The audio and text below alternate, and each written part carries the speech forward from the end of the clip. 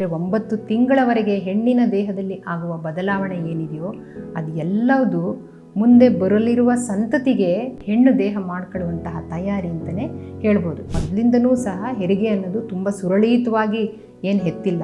ಹೆರುವ ಟೈಮಲ್ಲಿ ಎಷ್ಟೋ ಹೆಣ್ಮಕ್ಳು ತಮ್ಮ ಪ್ರಾಣವನ್ನೇ ತೆತ್ತಿರೋದನ್ನು ನಾವು ಗಮನಿಸ್ತಾ ಬಂದಿದ್ದೀವಿ. ಅಂದರೆ ಈ 5ನೇ ತಿಂಗಳಿಂದ 7ನೇ ತಿಂಗಳವರೆಗಿನ ಅವಧಿ ಇದೆಯಲ್ಲ, ಅದು ತುಂಬ ಮುಖ್ಯವಾಗಿರುವಂಥ ಅವಧಿ. ಮಗು ತನ್ನ ತೂಕದಲ್ಲೂ ಅಥವಾ ಅದರ ಅಂಗಾಂಗಗಳಲ್ಲೂ ಸರಿಯಾಗಿ ಬೆಳವಣಿಗೆ ಆಗಿರುವಂಥ ಅವಧಿ. ಆ ಬೆಳವಣಿಗೆ 5 to 7 ಮಂತ್ಸ್ ಬೆಳವಣಿಗೆ ಸರಿಯಾಗಿ ಆಗಿದೆಯೋ ಇಲ್ವೋ ಅಂತ ನೋಡಲಿಕ್ಕೆ ನಾವು ಆ ಗ್ರೋತ್ ಸ್ಕ್ಯಾನನ್ನು ಮಾಡ್ತೀವಿ. ಇವತ್ತು ಹೊಸ ತಲೆಮಾರಿರ್ಬೋದು, ಯುವಜನರಿರ್ಬೋದು, ಅವರು ನಾನಾ ರೀತಿಯ ಸ್ಟ್ರೆಸ್ಗಳನ್ನು ಹಾದು ಹೋಗ್ತಾ ಇದ್ದಾರೆ ಮತ್ತು ಜೀವನ ಶೈಲಿಯಲ್ಲಿ ತುಂಬ ಬದಲಾವಣೆ ಆಗಿದೆ. ಈ ಜೀವನ ಶೈಲಿಯ ಬದಲಾವಣೆ ಮತ್ತು ಅವರು ಎದುರಿಸ್ತಿರುವ ಆತಂಕಗಳಿಂದ ಕೆಲವೊಂದು ಕಾಯಿಲೆಗಳು ಮೊದಲೇ ಬರೋದನ್ನು ನಾವು ಇವಾಗ ಕೇಳ್ತಾ ಇದ್ದೀವಿ ಮತ್ತು ನೋಡ್ತಾ ಇದ್ದೀವಿ.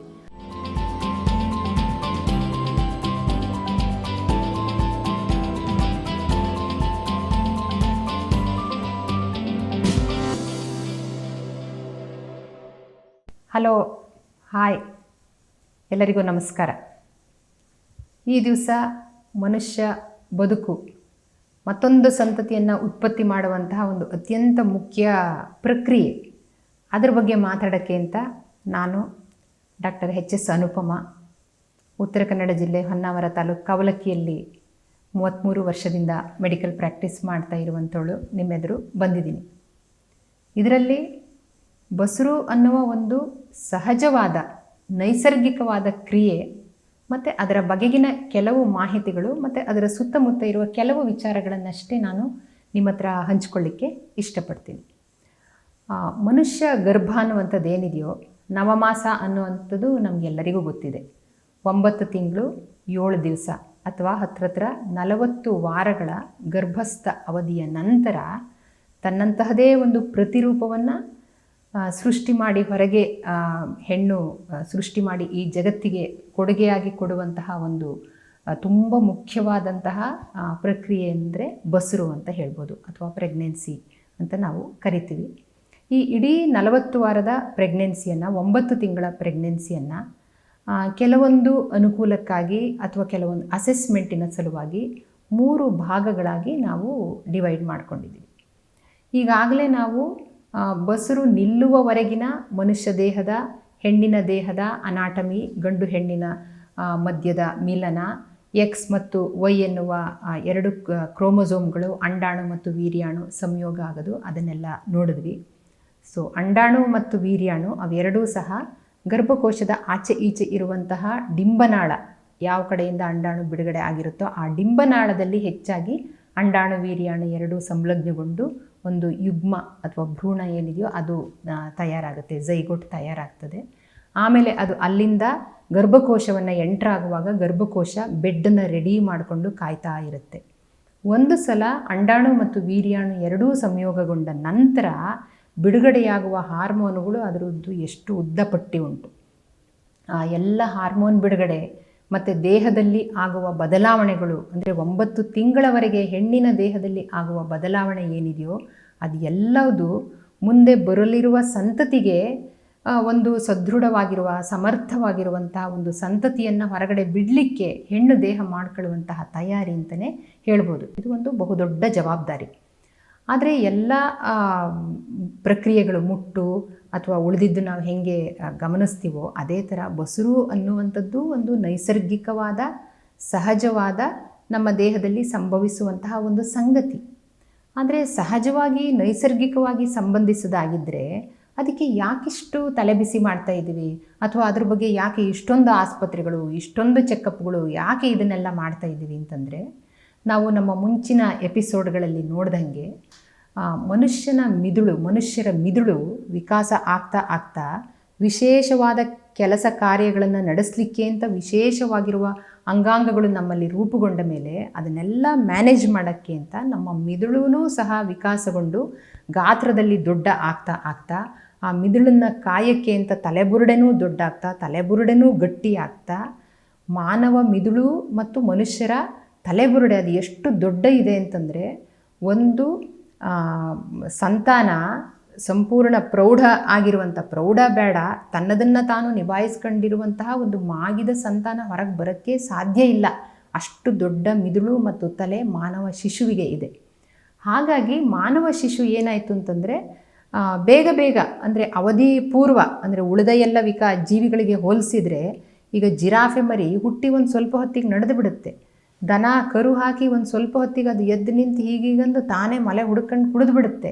ಆದರೆ ಮನುಷ್ಯ ಮರಿ ತಾನು ಎದ್ದು ನಿಂತು, ಅಂದರೆ ತನ್ನ ತಾಯಿ ತಂದೆಯರು ಮಾಡ್ದಂಗೆ ಅವರನ್ನು ಹಿಂಬಾಲಿಸೋದು ಆ ಥರದ್ದು ಏನೂ ಮಾಡೋಕ್ಕಾಗಲ್ಲ. ಅದು ತುಂಬ ಅವಧಿ ಪೂರ್ವವಾಗಿ ಮನುಷ್ಯ ಮರಿ ಹುಟ್ಟಿರುತ್ತೆ.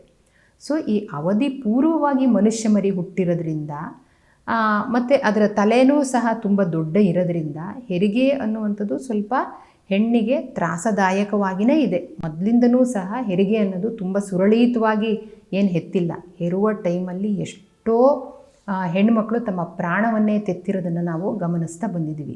ಇನ್ನು ಉಳಿದ ಜೀವಿಗಳಲ್ಲಿ ಹೆತ್ತ ನಂತರ ತಾಯಿ ಮರಣ ಇದೆ ಇಲ್ಲ ಅನ್ನೋ ಪ್ರಶ್ನೆ ಬೇರೆ, ಅದನ್ನು ನಾವು ಗಮನಿಸದೇ ಇರ್ಬೋದು, ಆದರೂ ಸಹ ತುಂಬ ಕಡಿಮೆ ಸಂಖ್ಯೆಯಲ್ಲಾಗ್ಬೋದು.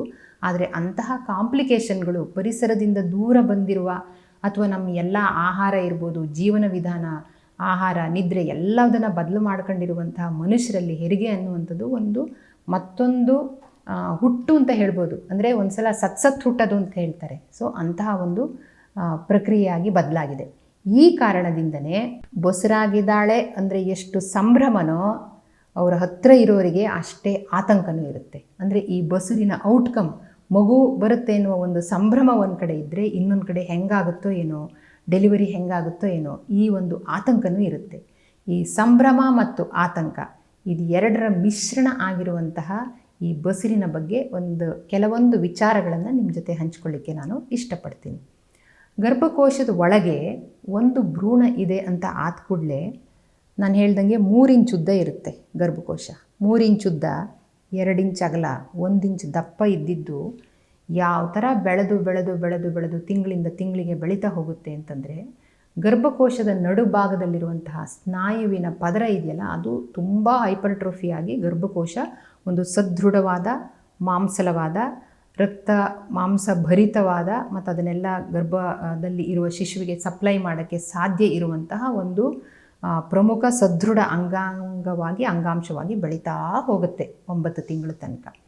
ನಾನು ಆಗಲೇ ಹೇಳ್ದಂಗೆ ಈ ಬೆಳವಣಿಗೆ ಮತ್ತು ಉಳಿದ ಎಲ್ಲ ಕ್ರಿಯೆಗಳನ್ನು ನಾವು ನಮ್ಮ ಅಸೆಸ್ಮೆಂಟಿನ ಅನುಕೂಲಕ್ಕಾಗಿ ಮತ್ತು ಯಾವ್ಯಾವಾಗ ಹೆಂಗೆ ಏನೇನಾಗುತ್ತೆ ಅಂತ ನಮ್ಮ ತಿಳುವಳಿಕೆ ಜ್ಞಾನದ ಅನುಕೂಲಕ್ಕಾಗಿ 3 ಭಾಗಗಳನ್ನಾಗಿ ಮಾಡ್ಕೊಂಡಿದ್ದೀವಿ.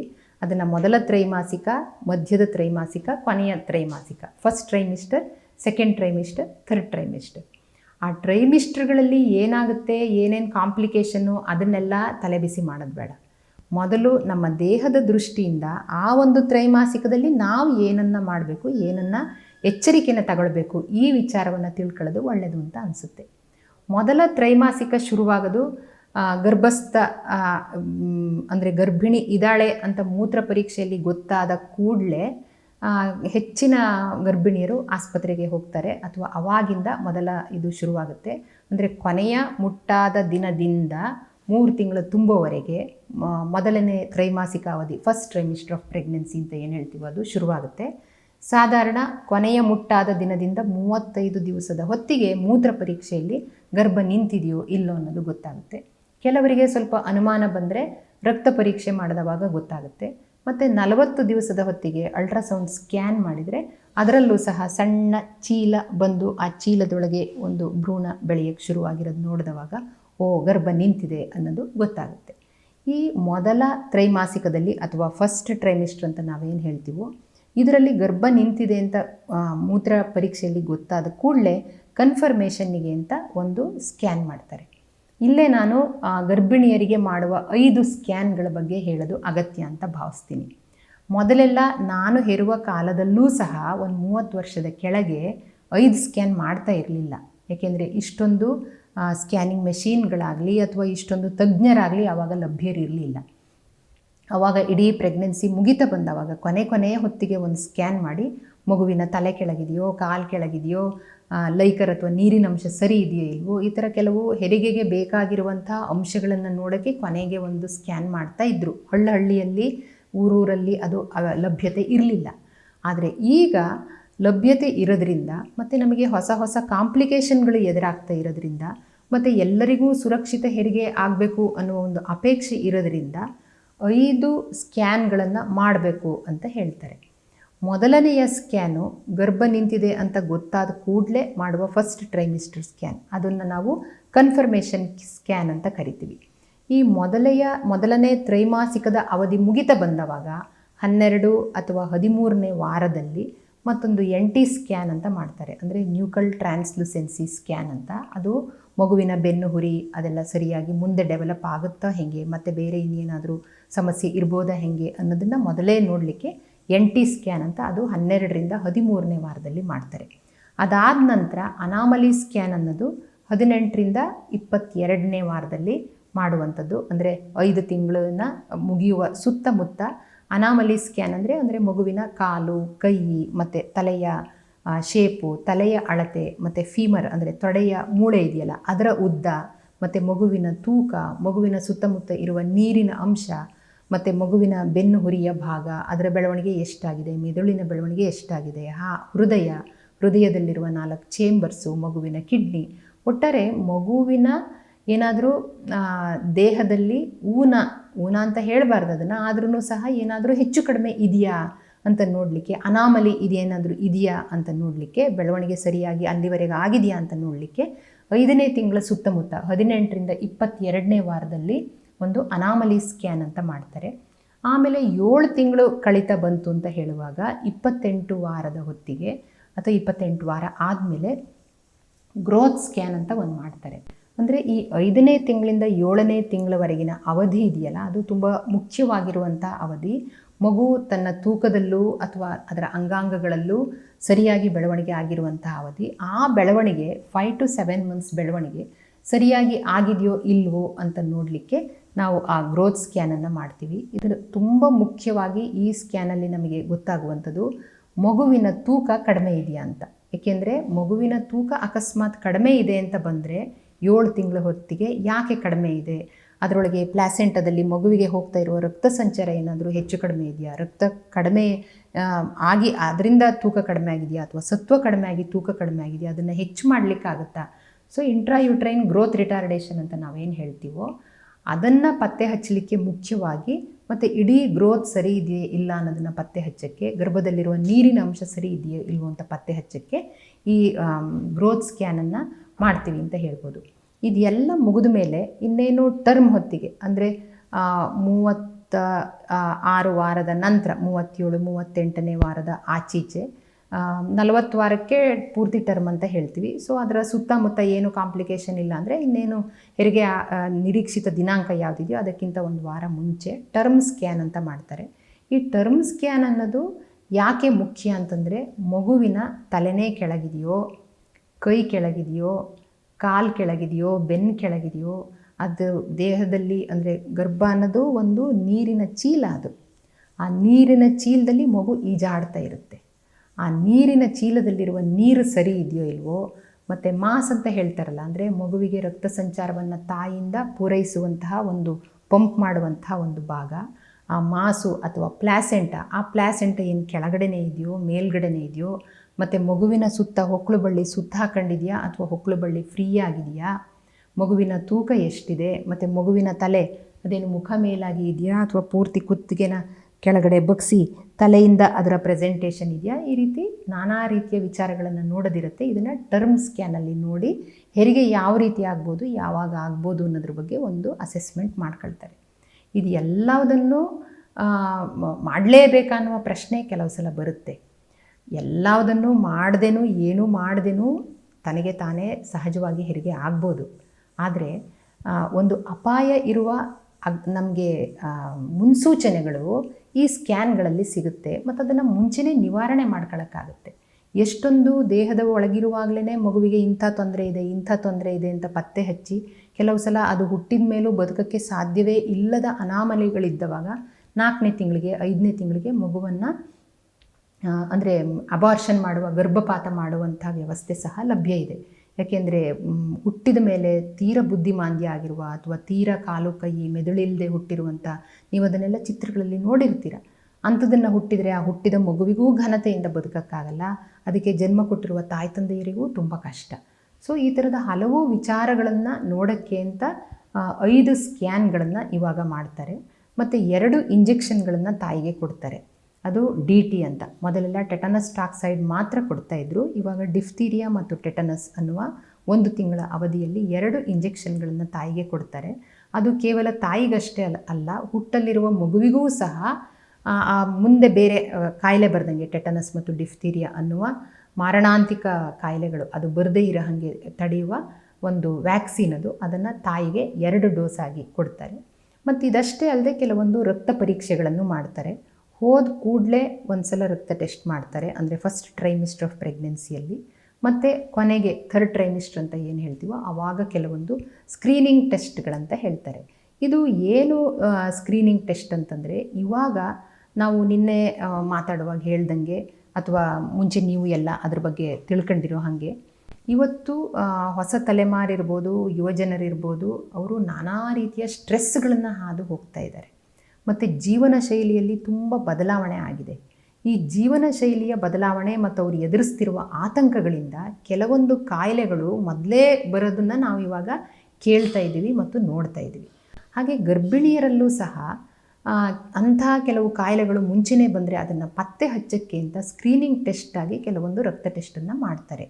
ಹಿಮೋಗ್ಲೋಬಿನ್ನು, ಬ್ಲಡ್ ಗ್ರೂಪ್ ಯಾವುದು, ಬ್ಲೀಡಿಂಗ್ ಟೈಮ್, ಕ್ಲಾಟಿಂಗ್ ಟೈಮ್ ಯಾವುದು, ಅದು ಸ್ಕ್ರೀನಿಂಗ್ ಟೆಸ್ಟಿಗೆ ಬರಲ್ಲ, ಅದು ಎಲ್ಲರಿಗೂ ರೊಟೀನಾಗಿ ಮಾಡುವಂಥದ್ದು, ಅದನ್ನು ಎಲ್ಲರಿಗೂ ಮಾಡ್ತಾರೆ. ಅದಲ್ಲದೆ ಡಯಾಬಿಟಿಸ್ ಮತ್ತು ಥೈರಾಯ್ಡ್, ಅಂದರೆ ಶುಗರ್ ಅಂತ ನಾವೇನು ಹೇಳ್ತೀವಲ್ಲ, ಸಿಹಿಮೂತ್ರ ಮತ್ತು ಥೈರಾಯ್ಡ್ ಗರ್ಭಿಣಿಯರಲ್ಲಿ ಶುರುವಾಗುವ ಸಾಧ್ಯತೆ ಇರುತ್ತೆ. ಅದೇನಾದರೂ ಇದೆಯಾ ಅಂತ ನೋಡೋಕ್ಕೆ ಸ್ಕ್ರೀನಿಂಗ್ ಟೆಸ್ಟ್ ಮಾಡ್ತಾರೆ.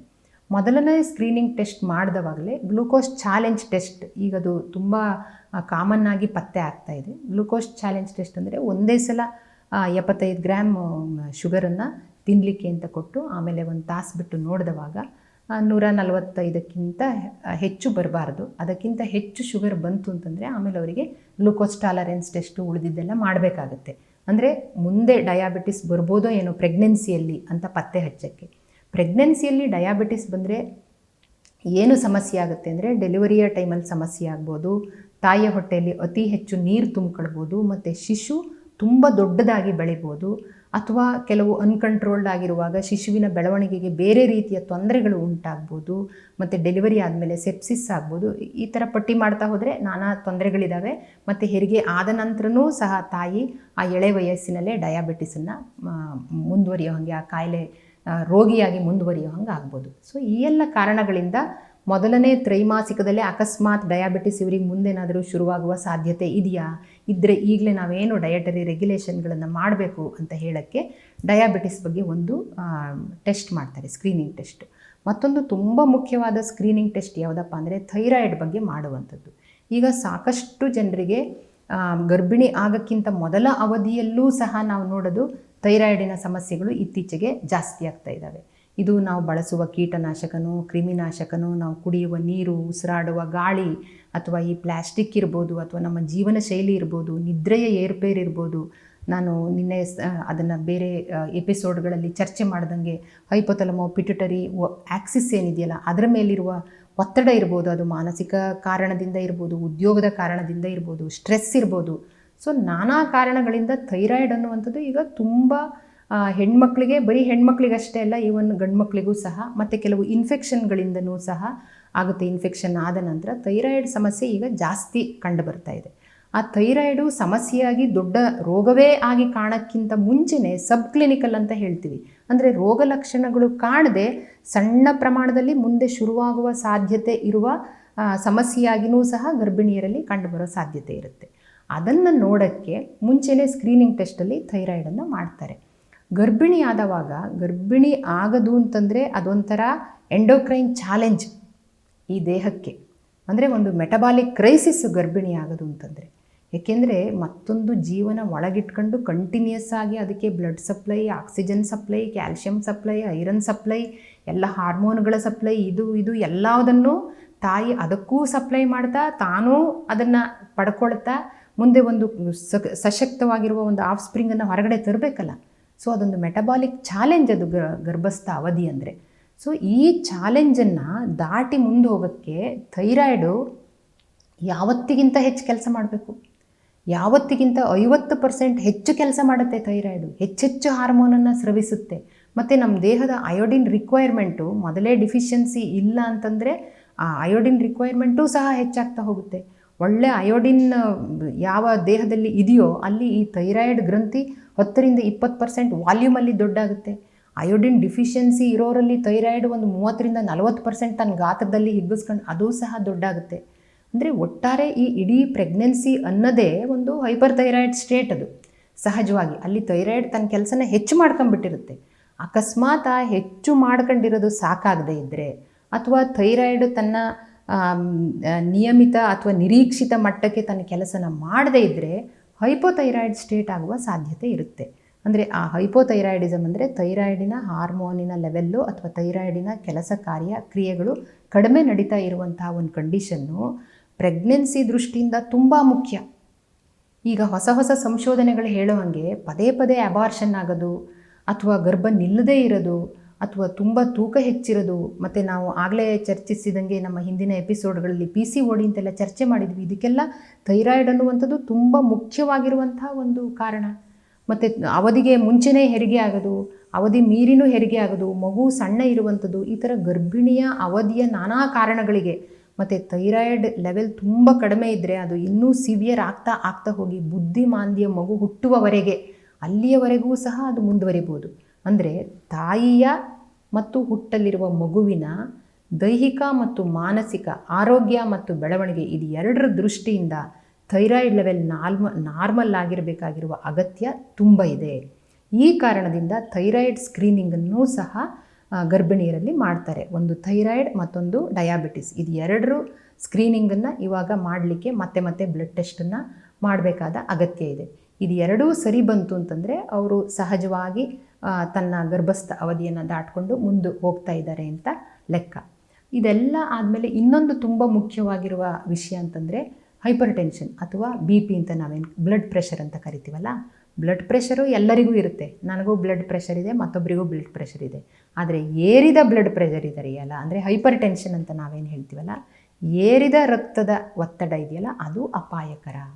140/90 ಅಂದರೆ ಅದರಲ್ಲಿ 2 ರೀಡಿಂಗ್ ಬರುತ್ತೆ, ಸಿಸ್ಟಾಲಿಕ್ ಮತ್ತು ಡಯಾಸ್ಟಾಲಿಕ್. ಸಿಸ್ಟಾಲಿಕ್ 140, ಕೆಳಗೆ 90ಕ್ಕಿಂತ ಹೆಚ್ಚು ಬಂದರೆ ಆವಾಗ ಅದು ಅಲಾರ್ಮಿಂಗ್ ಸೈನ್ ಅಂತ ವೈದ್ಯರು ಅದನ್ನು ನೋಡ್ತಾ ಹೋಗ್ತಾರೆ, ಅದನ್ನು ಗಮನಿಸ್ತಾ ಹೋಗ್ತಾರೆ. ಹಾಗಂತ BP ಅಂತ ಅಂದು ಕೂಡಲೇ ಅದು ಏನು ಅಪಾಯ ಅಂತ ನಾವು ಮೊದಲಿಗೆ ತಿಳಿಬೇಕಂತಿಲ್ಲ. ಕೆಲವರಿಗೆ ಎಸೆನ್ಷಿಯಲ್ ಹೈಪರ್ ಟೆನ್ಷನ್ ಅಂತ ಅವರು ಗರ್ಭಿಣಿ ಆಗೋಕ್ಕಿಂತ ಮುಂಚೆನೇ ಅವರಿಗೆ ಹೈಪರ್ ಟೆನ್ಷನ್ ಇರುತ್ತೆ.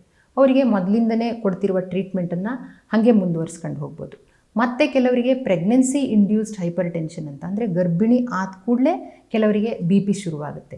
ಆ ಪ್ರೆಗ್ನೆನ್ಸಿ ಇಂಡ್ಯೂಸ್ಡ್ ಹೈಪರ್ ಟೆನ್ಷನಲ್ಲಿ ದೇಹದ ಉಳಿದ ಬದಲಾವಣೆಗಳು, ಉಳಿದ ಅಂಗಾಂಗಗಳಿಗೆ ಏನು ಹಾರ್ಮ್ ಆಗದೇ ಇದ್ದರೂ ಆಗುವ ಸಾಧ್ಯತೆ ಇದೆ ಅಂತ ಅದನ್ನು ನಿರಂತರವಾಗಿ ಚೆಕ್ ಮಾಡ್ತಾ ಮತ್ತು ಗರ್ಭಿಣಿಗೆ ಆ ಹೈಪರ್ ಟೆನ್ಷನನ್ನು ಸರಿ ಮಾಡಲಿಕ್ಕೆ ಟ್ರೀಟ್ಮೆಂಟ್ ಹಾಕಿರ್ತಾರೆ. ಕೆಲವರಿಗೆ ಈ BP ಹೆಚ್ಚಾಗೋದ್ರ ಜೊತೆಗೆ ಸ್ವಲ್ಪ ಕಿಡ್ನಿಯ ಸಮಸ್ಯೆ ಸಹ ಶುರುವಾಗೋಕ್ಕೆ ಆಲ್ಬುಮಿನ್ ಯೂರಿಯಾ ಅಂತ ಹೇಳ್ತೀವಿ, ಅದು ಆರಂಭ ಆಗುತ್ತೆ. ಅದನ್ನು ನಾವು ಪ್ರೀ ಎಕ್ಲಾಂಪ್ಸಿಯಾ ಅಂತ ಕರಿತೀವಿ. ಅಂದರೆ BPನೂ ಹೆಚ್ಚಾಗುತ್ತೆ ಮತ್ತು ಕಿಡ್ನಿ ತನ್ನ ಕೆಲಸದಲ್ಲಿ ಸ್ವಲ್ಪ ಏರುಪೇರು ತೋರಿಸೋಕ್ಕೆ ಶುರು ಮಾಡುತ್ತೆ. ಇದು ಸ್ವಲ್ಪ ಅಲಾರ್ಮಿಂಗ್ ಸೈನ್. ಇದು ಬಂದ ಕೂಡಲೇ ಸ್ವಲ್ಪ ಜಾಗೃತ ಆಗಲಿಕ್ಕೆ ಶುರು ಮಾಡ್ತಾರೆ ವೈದ್ಯಕೀಯ ಸಿಬ್ಬಂದಿ. ಏಕೆಂದರೆ ಇದರಿಂದ ಮುಂದೆ ದೊಡ್ಡ ಅಪಾಯ ಆಗುವ ಸಾಧ್ಯತೆ ಇರುತ್ತೆ. ಮತ್ತು ಕೆಲವರಿಗೆ ಈ ಪ್ರೀ ಎಕ್ಲಾಂಪ್ಸಿಯಾ ಸ್ಟೇಜಿಂದ ಎಕ್ಲಾಂಪ್ಸಿಯಾ ಸ್ಟೇಜಿಗೆ ಹೋಗ್ಬಿಡ್ತಾರೆ. ಅಂದರೆ 140/90ಕ್ಕಿಂತ ಏಕ್ದಮ್ BP ಶೂಟಪ್ ಆಗಿ ಅದರಲ್ಲಿ ಸರ್ವಾಂಗಗಳು ಇನ್ವಾಲ್ವ್ ಆಗಿರ್ತವೆ. ಕೇವಲ BP ಜಾಸ್ತಿ ಆಗೋದು ಅಂತಂದರೆ ಹಾರ್ಟಿಗೆ ಸಂಬಂಧಪಟ್ಟಿರೋದಲ್ಲ, ಅದು ಹೃದಯ ಇರ್ಬೋದು, ಕಿಡ್ನಿ ಇರ್ಬೋದು, ಮೆದುಳು ಇರ್ಬೋದು, ಕೈಕಾಲು ಬಾತು, ರಕ್ತ ಕಡಿಮೆ ಆಗಿ, ಮಗುವಿಗೆ ರಕ್ತ ಸಂಚಾರ ಕಡಿಮೆ ಆಗಿ, ಮಗುವಿನ ಗ್ರೋತ್ ರಿಟಾರ್ಡೇಷನ್ ಆಗಿ, ಮಗುವಿನ ತೂಕ ಕಡಿಮೆ ಆಗಿ, ತಾಯಿಯ ದೇಹದೊಳಗಿನ ನೀರಿನಂಶ ಕಡಿಮೆ ಆಗಿ ಎಷ್ಟೋ ಜನ ಪ್ರಾಣ ಬಿಡುವ ಅಪಾಯ ಸಹ ಎಕ್ಲಾಂಪ್ಸಿಯಾದಲ್ಲಿ ಇರುತ್ತೆ. ಸೊ ಅತಿ ಹೆಚ್ಚು ರಕ್ತಸ್ರಾವ ಆಗೋದಿರ್ಬೋದು, ಮುಂಚೆನೇ ಹೆರಿಗೆ ಆಗೋದಿರ್ಬೋದು. ಸೊ ಪ್ರೆಗ್ನೆನ್ಸಿಯ ನಾನಾ ಕಾಂಪ್ಲಿಕೇಶನ್ಗಳಿಗೆ ಈ ಎಕ್ಲಾಂಪ್ಸಿಯಾ, ಪ್ರೀ ಎಕ್ಲಾಂಪ್ಸಿಯಾ ಅಥವಾ ಪ್ರೆಗ್ನೆನ್ಸಿ ಇಂಡ್ಯೂಸ್ಡ್ ಹೈಪರ್ ಟೆನ್ಷನ್ ಕಾರಣ ಆಗಿರೋದ್ರಿಂದ ಈ ಹೈಪರ್ ಟೆನ್ಷನ್ನಿನ ಬಗ್ಗೆ ಅಥವಾ BPಯ ಬಗ್ಗೆ ವೈದ್ಯಕೀಯ ವಲಯ ತುಂಬ ಆತಂಕದಿಂದ, ತುಂಬ ಎಚ್ಚರಿಕೆಯಿಂದ ಗಮನಿಸ್ತಾ ಇರ್ತಾರೆ ಅಂತ ಹೇಳ್ಬೋದು. ನನ್ನ ಫೇವರೇಟ್ ನಂದಿನಿ ಚೀಸ್. ಈಗ ಎಲ್ಲರ ಫೇವರೇಟ್ ನಂದಿನಿ ಚೀಸ್. ಸೊ ನಮ್ಮಲ್ಲಿ ಆಗುವ ತಾಯಿ ಮರಣಗಳಲ್ಲಿ 10% ತಾಯಿ ಮರಣ ಈ ಎಕ್ಲಾಂಪ್ಸಿಯಾ ಅನ್ನುವ ಕಾರಣದಿಂದನೇ ಆಗುತ್ತೆ. ಮತ್ತು ಮುಂಚೆನೇ ಇನ್ನೂ ಡೆಲಿವರಿ ಡೇಟೇ ಬಂದಿರಲ್ಲ, ಪ್ಲಾಸೆಂಟಾ ಮಾಸ್ ಅಂತಿದೆಯಲ್ಲ, ಮಾಸು ಮೊದಲೇ ಸಪ್ರೇಟಾಗಿ ರಕ್ತಸ್ರಾವ ಆಗೋದು, ಮುಂಚೆನೇ ಡೆಲಿವರಿ ಆಗಿಬಿಡೋದು, ನೋವು ಬರದೆ ಒಳಗೇ ಶಿಶು ಸತ್ತು ಹೋಗುವಂಥದ್ದು, ಇದು ತುಂಬ ತೀವ್ರತರವಾದ ಕಾಂಪ್ಲಿಕೇಶನ್ಗಳಾಗುವ ಸಾಧ್ಯತೆ ಇರೋದ್ರಿಂದ BP ಬಗ್ಗೆ ತುಂಬ ನಿಗಾ ವಹಿಸ್ತಾರೆ ಅಂತ ಹೇಳ್ಬೋದು. ಸೊ ಇದೆಲ್ಲ ಆದರೆ ಏನು ಮಾಡಬೇಕು ಅನ್ನೋದನ್ನು ನಾನು ಹೇಳಲ್ಲ. ನಾನು ಹೇಳೋದಿಷ್ಟೇ, ಪ್ರೆಗ್ನೆನ್ಸಿ ಅಂದರೆ ಏನು ಮಾಡದೇ ಇದ್ದರೂ ನಡೆಯುತ್ತೆ, ಸುಮ್ಮನೆ ಡಾಕ್ಟ್ರುಗಳು ಆಸ್ಪತ್ರೆಗಳು ದುಡ್ಡು ಮಾಡೋಕ್ಕೆ ಅಂತ ಮಾಡ್ತಿದ್ದಾರೆ ಅನ್ನುವ ಒಂದು ಮನೋಭಾವ ನಮ್ಮಲ್ಲಿದೆ. ಹಾಗಂತ ಡಾಕ್ಟ್ರುಗಳು ಅಥವಾ ವೈದ್ಯಕೀಯ ವ್ಯವಸ್ಥೆ ಇದೆಯಲ್ಲ ಅದೇನು ಭಾಳ ಸಾಚ ಅಂತ ನಾನು ಹೇಳ್ತಿಲ್ಲ. ಖಂಡಿತವಾಗಿ ದುಡ್ಡು ಎಳಿಲಿಕ್ಕೆ ಅಂತಲೇ ಏನೇನೋ ಮಾಡ್ತಾರೆ, ದುಡ್ಡನ್ನು ಹಿರಿಬೇಕು ಅಂತಲೇ ತುಂಬ ಅನ್ಯಾಯಗಳನ್ನು ಮಾಡ್ತಾಯಿದ್ದಾರೆ. ಖಂಡಿತವಾಗಿ ಆ ಅನ್ಯಾಯವನ್ನು ತಪ್ಪಿಸ್ಕೊಳ್ಬೇಕು ಅಂದರೆ ನೀವು ಯಾರು ಒಬ್ಬ ವೈದ್ಯರಲ್ಲಿ ವಿಶ್ವಾಸ ಇಟ್ಟು ನಿರಂತರವಾಗಿ ಅವರನ್ನು ಕಾಣ್ತಾ ಇರಬೇಕು, ಅವ್ರ ಹತ್ರ ಹೋಗ್ತಾ ಇರಬೇಕು.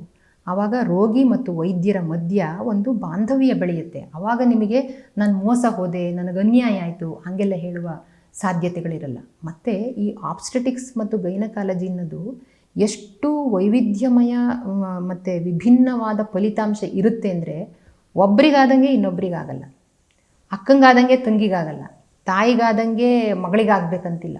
ಅವರ ಪ್ರತಿಯೊಂದು ಕೇಸು ವಿಭಿನ್ನ, ಪ್ರತಿಯೊಬ್ಬರಿಗೂ ವಿಭಿನ್ನ ಆಗುತ್ತೆ. ಮತ್ತು ಪ್ರತಿಯೊಂದು ಪ್ರಕರಣವೂ ಭಿನ್ನವಾಗಿಯೇ ವೈದ್ಯರು ಹ್ಯಾಂಡ್ಲ್ ಮಾಡಬೇಕಾಗುತ್ತೆ. ಎಷ್ಟೋ ಸಲ ನಮ್ಮ ಟೆಕ್ಸ್ಟ್ ಬುಕ್ ಡಿಸ್ಕ್ರಿಪ್ಷನ್ಗಳಲ್ಲಿ ಏನು ಇಲ್ಲದೇ ಇದ್ದರೂ ನಮಗೆ ನಾವೇ ನಿರ್ಧಾರ ತಗೊಂಡು ಮುಂದುವರಿಬೇಕಾಗಿರುವಂಥ ಬೇಕಾದಷ್ಟು ಸನ್ನಿವೇಶಗಳು ಬರ್ತವೆ. ಹಾಗಾಗಿ ಅವ್ರು ಯಾರಿಗೋ ಹಾಗಾಗಿತ್ತು, ಇವ್ರಿಗೆ ಯಾರಿಗೋ ಹಿಂಗಾಗಿತ್ತು, ನಮಗೆ ಹಿಂಗಾಗಲಿಲ್ಲ, ಈ ಥರದ ಹೋಲಿಕೆ ಇದೆಯಲ್ಲ, ಹೋಲಿಕೆ ಅಪನಂಬಿಕೆ ಇದು ಬೆಳೀತಾ ಇರೋದನ್ನು ನಾವು ಕಾಣ್ತಾ ಇದ್ದೀವಿ.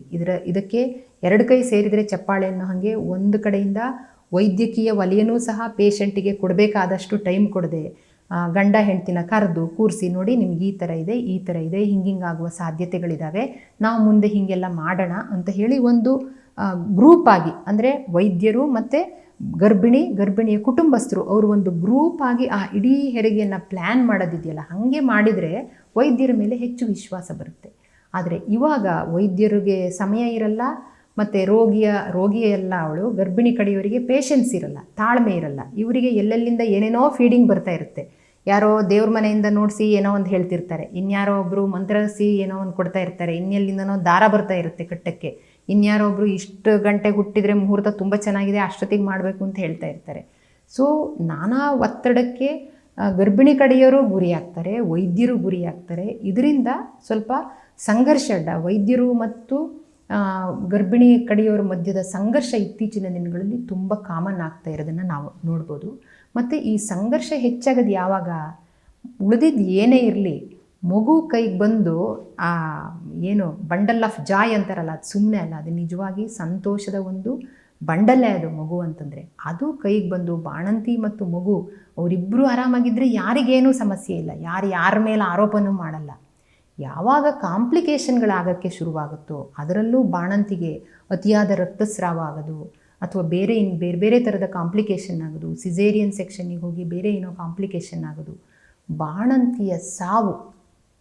ಬಾಣಂತಿಯ ಸಾವಿದೆಯಲ್ಲ ಅದು ವೈದ್ಯರು ಮತ್ತು ಇವ್ರ ಮಧ್ಯೆ ಅತ್ಯಂತ ಸಂಘರ್ಷವನ್ನು ಏರ್ಪಡಿಸುವಂಥ ಒಂದು ಸನ್ನಿವೇಶನ ಸೃಷ್ಟಿ ಮಾಡುತ್ತೆ ಅಂತ ನಾವು ಹೇಳ್ಬೋದು. ಈ ಬಾಣಂತಿ ಸಾವಿದೆಯಲ್ಲ ಅದು ಅದರದ್ದು ಒಂದು ಅಂಕಿಅಂಶ ನಿಮಗೆ ಓದಿ ಹೇಳಿದರೆ ಗಾಬರಿ ಆಗುತ್ತೆ ಅಂತ ಅನಿಸುತ್ತೆ. ಮೊದಲೆಲ್ಲ ಹೆಚ್ಚು ಕಡಿಮೆ 1920-30 ಹೊತ್ತಿಗೆ 1000, 2000, 3000 ತಾಯಂದಿರು, 1,00,000 ಮಕ್ಕಳು ಹುಟ್ಟಿದ್ರೆ 3000 ತಾಯಂದಿರು ಸಾಯುವಂಥ ಪರಿಸ್ಥಿತಿ ಇತ್ತು ಭಾರತದಲ್ಲಿ. ಅದು ಬರ್ತಾ ಬರ್ತಾ ಬರ್ತಾ ಬರ್ತಾ ಕಡಿಮೆ ಆಗ್ತಾ ಅಂದರೆ ಕೆಲವರು ಹೇಳ್ತಾರೆ ಮುಂಚೆ ಎಲ್ಲ ಎಷ್ಟು 8-10 ಹೆತ್ತಿರಲಿಲ್ವಾ, ಮೊದಲೆಲ್ಲ ಮನೆಯಲ್ಲೇ ಆಗ್ತಾ ಇರಲಿಲ್ಲ, ಈಗ ಇದೆಲ್ಲ ಸುಮ್ಮನೆ. ಮನೆಯಲ್ಲಿ ಆಗ್ತಾ ಇರುವಾಗ ಖಂಡಿತವಾಗಿ ನಮ್ಮ ಅಮ್ಮಂದರು, ಅಜ್ಜಿ, ಮುತ್ತಜ್ಜಿಯರು ಅವರು ತುಂಬ ಸುಖವಾಗಿ ಹೆತ್ತಿಲ್ಲ, ಎಲ್ಲರಿಗೂ ಸುಖ ಪ್ರಸವ ಆಗಿಲ್ಲ. ನೀವು ಅವ್ರಿಗೆ ಏನೇನು ಕಷ್ಟ ಆಗಿತ್ತು ಅಂತ ನಿಮ್ಮ ಅಜ್ಜಿ ಹತ್ರ ಹೋಗಿ ಕೇಳಿ. ಕೆಲವರು ಸತ್ ಬಂದಿದ್ದಾರೆ. ನಮ್ಮ ಅಜ್ಜ ಮುತ್ತಜ್ಜರಲ್ಲಿ ಎಷ್ಟು ಜನರಿಗೆ 2 ಹೆಂಡತಿ ಇದ್ದಾರೆ. ಡೆಲಿವರಿ ಟೈಮಲ್ಲಿ ಎಷ್ಟು ಜನ ಸತ್ತಿದ್ದಾರೆ. ನನ್ನ ಅಜ್ಜನಿಗೆ ಅವ್ರ ಇಬ್ಬರು ಹೆಂಡತಿಯರು ಅವರು 3ನೇ ಡೆಲಿವರಿಯಲ್ಲಿ ತೀರ್ಕೊಂಡಿದ್ದಾರೆ, ಅತಿ ರಕ್ತಸ್ರಾವಾಗಿ ತೀರ್ಕೊಂಡಿದ್ದಾರೆ. ಎಷ್ಟು ಕಣ್ಣೆದುರುಗಡೆ ನಮ್ಮ ಎದುರುಗಡೆ ಆ ಥರದ್ದು ಎಷ್ಟು ಇದೆ ಮೊದಲಿಂದು. ಹಾಗಾಗಿ ಮೊದಲಾಗಿದ್ದೇನು ಭಾಳ ಸರಿಯಾಗಿ ಆಗಿದೆ ಅಂತ ಅಲ್ಲ, ಅಥವಾ ಸೂಲಗಿತ್ತಿಯರೇ ಎಲ್ಲ ಮಾಡಿಸ್ತಿದ್ರು. ಸೂಲಗಿತ್ತಿಯರು ಮಾಡಿಸಿದ್ದಾರೆ ನಿಜ, ಆದರೆ ಸೂಲಗಿತ್ತಿಯರು ಡೆಲಿವರಿ ಮಾಡಿದ ಮೇಲೆ ಸೆಪ್ಸಿಸ್ ಆಗಿ ತೀರ್ಕೊಂಡಿರೋ ಬಾಣಂತಿಯರೂ ಇದ್ದಾರೆ. ಅವ್ರಿಗೆ ಮಾಡ್ಸೋಕ್ಕಾಗದೆ ಅಮ್ಮ ಮಗು ಇಬ್ಬರು ಸತ್ತಿರುವಂಥದ್ದು ಇದೆ. ಅದು ಸೂಲಗಿತ್ತಿಯರದ್ದು ತಪ್ಪಲ್ಲ. ಅಂದರೆ ಇದೊಂದು ನೈಸರ್ಗಿಕ ಕ್ರಿಯೆ ಆದರೂ ಸಹ ಮನುಷ್ಯರು ನಾವು ಪ್ರಕೃತಿಯಿಂದ ತುಂಬ ದೂರ ಬಂದಿರೋದ್ರಿಂದ ಪ್ರೆಗ್ನೆನ್ಸಿ ಮತ್ತು ಹೆರಿಗೆ ಅನ್ನುವಂಥದ್ದು ತುಂಬ ಒಂದು ಕಾಂಪ್ಲಿಕೇಟೆಡ್ ಆಗಿರುವಂತಹ ಕ್ರಿಯೆ ಇವತ್ತು ಆಗಿಬಿಟ್ಟಿದೆ ಅಂತ ಹೇಳ್ಬೋದು. ಸೊ ಹೆರಿಗೆಯ ಬಗೆಗೆ ಇದು 9 ತಿಂಗಳು ಬಸರಿನ ಬಗೆಗೆ ನಾವು ಇದುವರೆಗೆಲ್ಲ ಚರ್ಚೆ ಮಾಡಿದ್ವಿ. ಹೆರಿಗೆಯ ಬಗೆಗೆ ಹೆರಿಗೆ ನಾರ್ಮಲ್ ಅಂದ್ರೇನು ಅಥವಾ ಆಗದೇ ಇರೋದು ಅಂದ್ರೇನು, ಈ ಬಗೆಗೆ ಕೆಲವು ವಿಚಾರಗಳನ್ನು ನಮ್ಮ ಮುಂದಿನ ಎಪಿಸೋಡಲ್ಲಿ ತಿಳ್ಕೊಬೋದು ಅಂತ ಅನಿಸುತ್ತೆ. ನೋಡ್ತಿರಲ್ಲ, ನಮ್ಮ ಜೊತೆಗೆ ಬರ್ತಿರಲ್ಲ ನೀವು. ಮತ್ತಷ್ಟು ವಿಶೇಷ ವಿಡಿಯೋಗಳನ್ನು ನೋಡಲು ಮತ್ತು ಹೊಸ ವಿಡಿಯೋಗಳ ಬಗ್ಗೆ ತಿಳಿಯಲು ಈ ದಿನ .com ಯೂಟ್ಯೂಬ್ ಚಾನೆಲ್ ಸಬ್ಸ್ಕ್ರೈಬ್ ಮಾಡಿ ಮತ್ತು ಬೆಲ್ ಐಕಾನ್ ಕ್ಲಿಕ್ ಮಾಡಿ.